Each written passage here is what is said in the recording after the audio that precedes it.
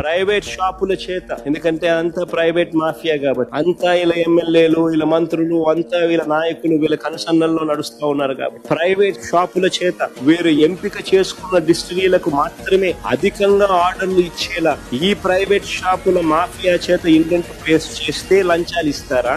లేక మన హయాంలో చెప్తున్నా, లేక ప్రతి బాటిల్ పై క్యూఆర్ కోడ్ పెట్టి ఆ బాటిల్ పైన ఉన్న క్యూఆర్ కోడ్ అమ్మేటప్పుడు స్కాన్ చేసి ఆటోమేటిక్ గా డైనమిక్ గా అప్లోడ్ అయ్యేట్టుగా ఆ క్యూఆర్ కోడ్ అమ్మకాల ఆధారంగా ఎవరికి ఎంత అమ్ముడుపోతే ఆ డిస్ట్రిక్ట్లకు ట్రాన్స్పరెంట్ గా పారదర్శకంగా వాళ్ళకు ఆర్డర్లు ఇస్తే అది స్కామ్. ఆలోచన చేయమని అడుగుతా ఉన్నా నేను.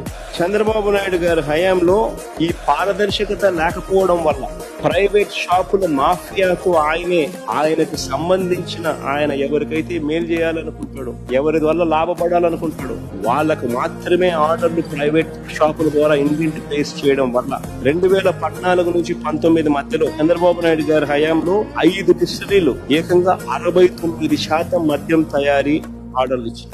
ఏది స్కామ్ అని అడుగుతా ఉన్నా నేను.